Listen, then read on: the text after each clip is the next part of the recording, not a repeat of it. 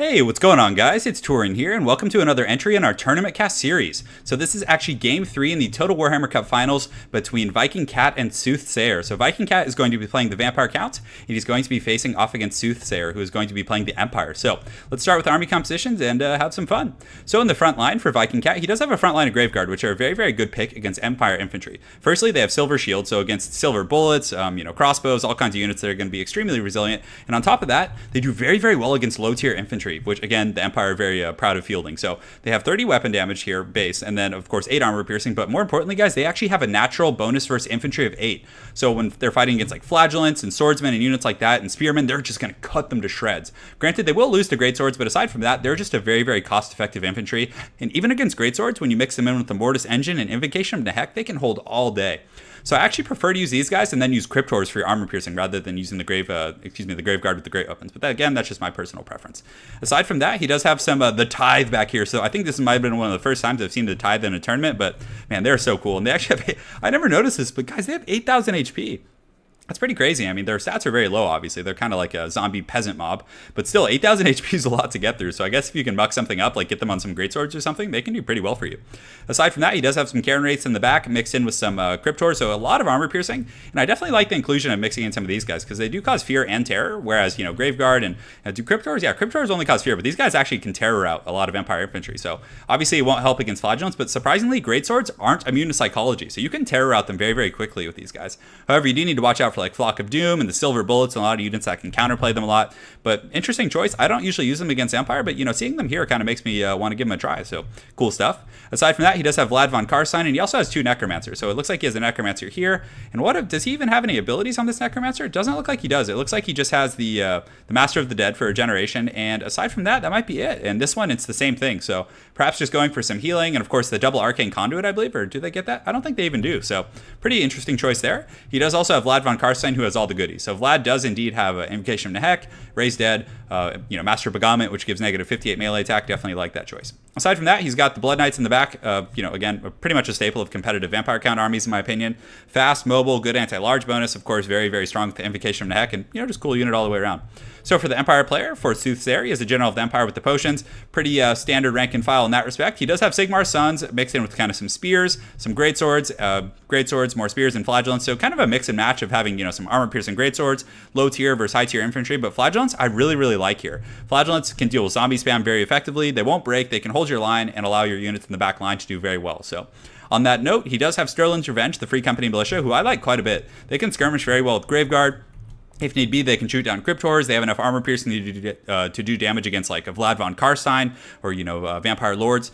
Very cool unit, and they do have stock. So right now the Vampire Count player doesn't know they're coming, and you can get that optimal positioning. I really like how he's like near the hill here, so he could potentially kite up.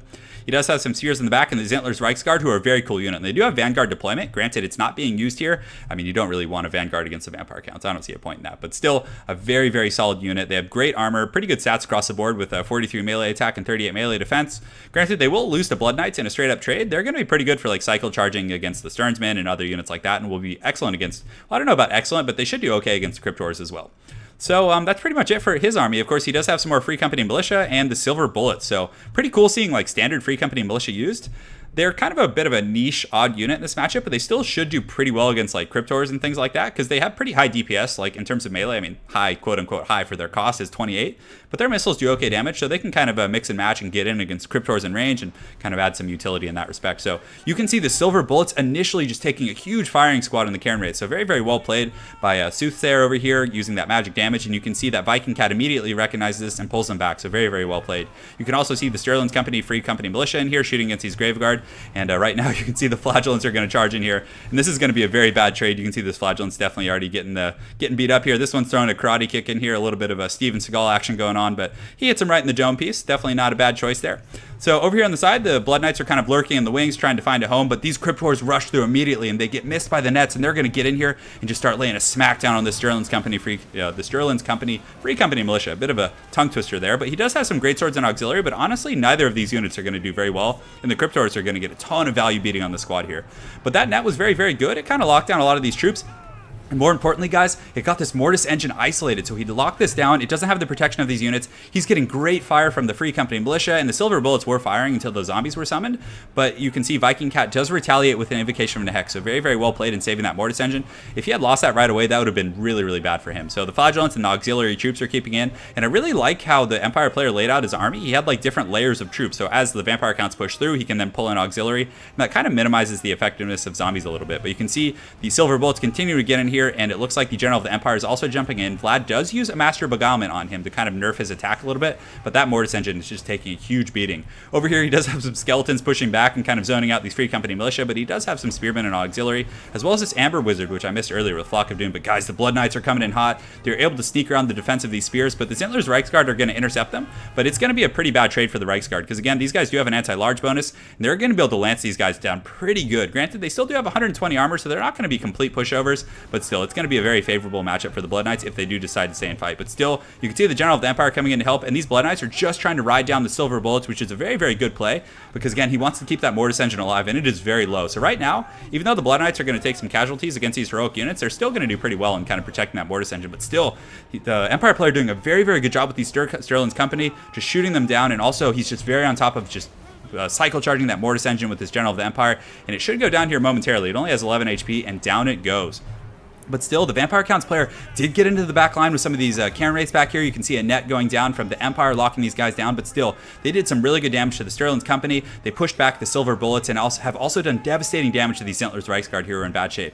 And in the rest of the front line, it looks like Vladgon, Karstein, and the other Vampire Counts units are just absolutely stomping out these Flagellants and these other troops, because the Empire player did invest a lot in the back line. He had, 2 Free Company Militia, Regiments Renown. He had the Reichsguard, who also seemed to have gotten outclassed by these Blood Knights here. You can see a very aggressive clash coming in here. The Blood Knights coming in, but more unfortunately for him, these Cairn Wraiths do have pretty good armor-piercing damage, so they're going to be able to really, really help out, and the battle's definitely going to go very south for the Zintler's Reichsguard. You can see they're at about 1,400 HP and 47 leadership, definitely not going to stand up long, and they must be immune to psychology as well, so that's actually nice. So they're not going to break to the terror, at least.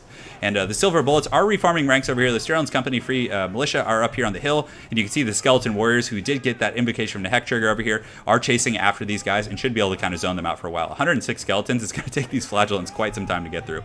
In the front, though, you can see the Vampire Counts are essentially just cleaning up shop. Vlad is just, being a beast. He only has 27 kills, but still, these Flagellants are definitely having a very, very bad time versus these Crypt Wars, and of course, Flagellants really do absolutely nothing against Graveguard. And you can see they still have 78 models here. The Sternsmen and the Tithe over here are still fighting, actually. I wonder how many kills the Tithe have. They actually have 0 kills. They are fighting against Greatswords, but this is honestly the last place you want Greatswords.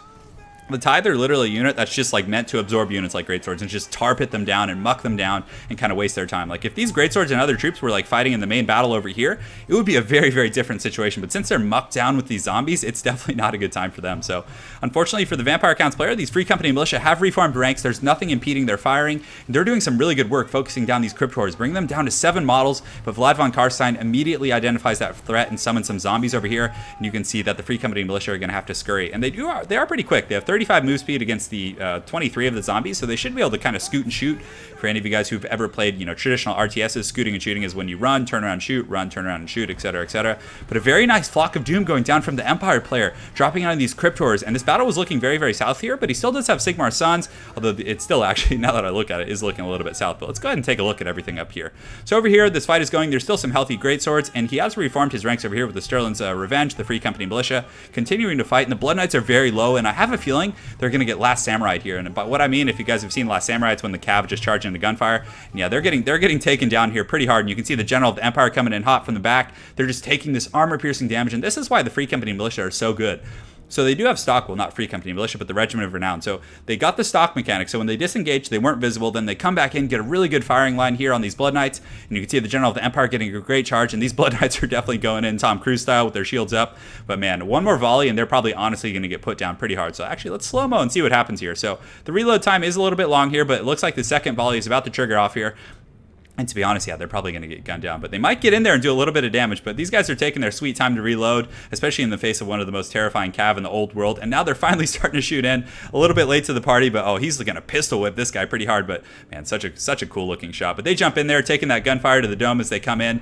And, they're doing their thing, but they're down to 4 models. They're crumbling and should be taken off the battlefield. And it looks like the last one does crumble. So they did get Last Samurai, but the Vampire Counts still have a very scary pocket, guys. They have a full health Vlad von Karstein, which is never fun for anyone.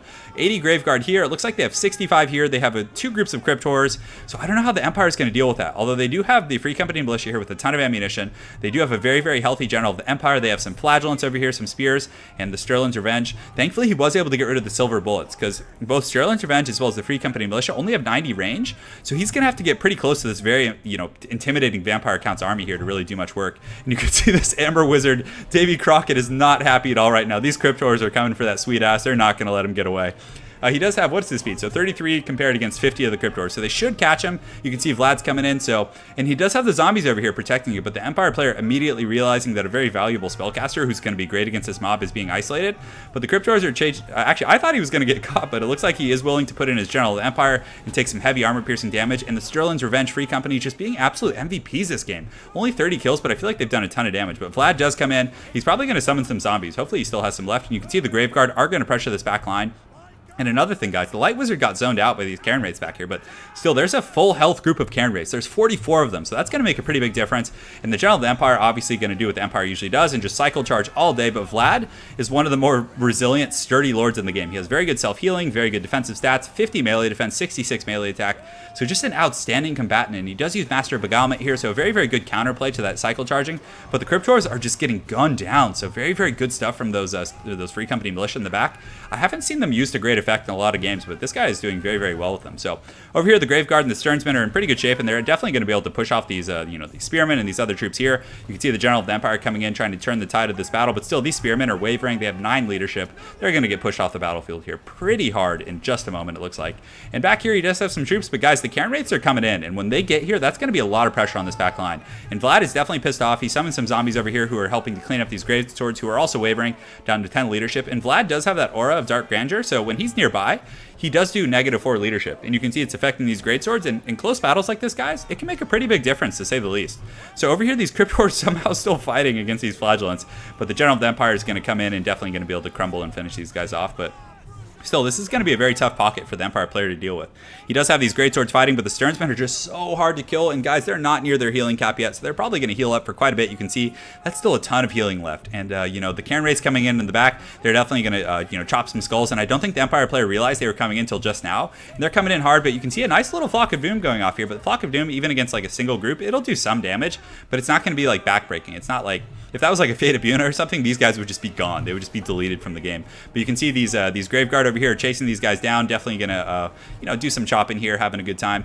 But the Karen Wraiths are actually pretty quick. They got 45 move speed, so they're able to deal with the skirmishing of these guys and are just not going to take any of that shit. So the General of the Empire is going to come around and probably try and help this battle out, but still he'll have trouble dealing with the ethereal units who are very, very resilient. But still, it looks like these guys are just kind of going to have to turn and fight right now. And they're definitely getting hunted by a bunch of spooky units. Kind of feels like the Vampire cinematic when those Empire troops are getting caught in the forest. But yeah, you can see they're getting caught and hunted down. And I don't know if he has like enough magic damage to really do a lot here. Granted, one way to deal with Karen Wraiths is their leadership is very, very low. So if you can get like good rear charges, you can actually crumble them. But the General of the Empire, still confident. I think he already used his potion earlier, and it looks like a single Sigmar's Sun coming in hot in the back, going to get a little bit of rear charge. But honestly, he probably won't last long against these Graveguard, who are with their anti-infantry bonus and very, very heavy armor will probably not care much for him. So let's go ahead and take a look at everything else, see what's going on. The Amber Wizard, Davy Crockett, is still around. I would imagine he's kind of hurting for Winds of Magic a little bit, but he still has the Sternsmen here, who are continuing to heal. They have 2,500 HP and just rapidly ticking up. So they're chasing these Free Company Militia. You can see Vlad's coming in. There are some great swords in the back, looks like 21 of them, but aside from that, I don't know what else the Empire has left. He's got like a few flagellants, he's got like 6 here, some great swords. A lot of it's going to come down to how effective these Free Company Militia are going to be able to be. So what I'd really like to see right now is this General of the Empire like go hit these Sternsmen, lock them down, turn and shoot, and just kind of repeat that pattern.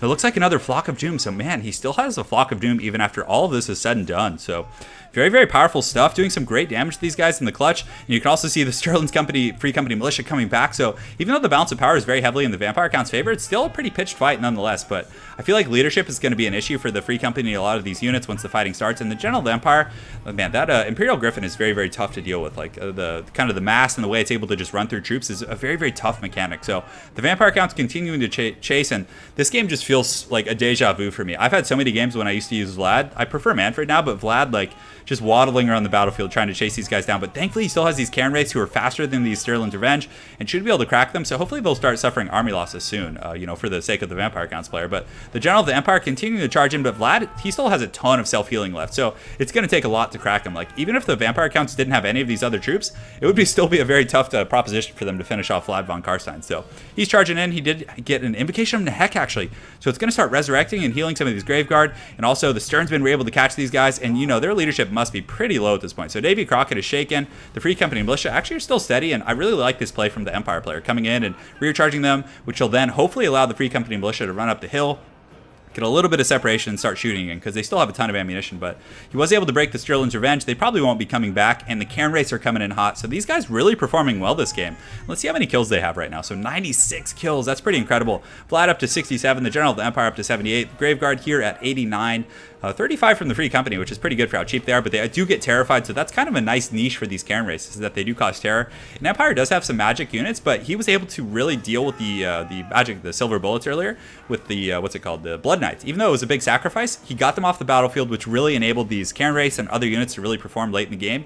And now it looks like the General of the Empire is finally getting inundated and bogged down, and he's going to start suffering some leadership issues for sure. His leadership's down to 41, and a lot of his units are going to, essentially break, and I think he's going to just mass rout due to army losses at this point. So he has damage sustained. He's continuing to fight. He might pull back and try a little bit of cycle charging. That might be okay, because it would allow the Free Company Militia to come back, but I think he actually did just break there. So definitely a GG to both players. That was an awesome match. Very back and forth. Very good play from both players. I really like the build. Like, this is a cool build from the Empire player, but losing those silver bullets earlier was a very, very tough, proposition. And also, since he didn't bring like your traditional Demogryph Knights, he didn't really have a great answer to those Blood Knights, I guess, aside from that just Last Samurai stuff. But still, he did take a lot of damage before those guys went down. They still racked up 105 kills, which is pretty incredible. I really liked Viking Cat's use of the Cairn Wraiths. That was pretty awesome. Like, they were pretty MVP that game. Granted, one of them did get gunned down pretty quickly by the silver bullets. The other one was a great performer.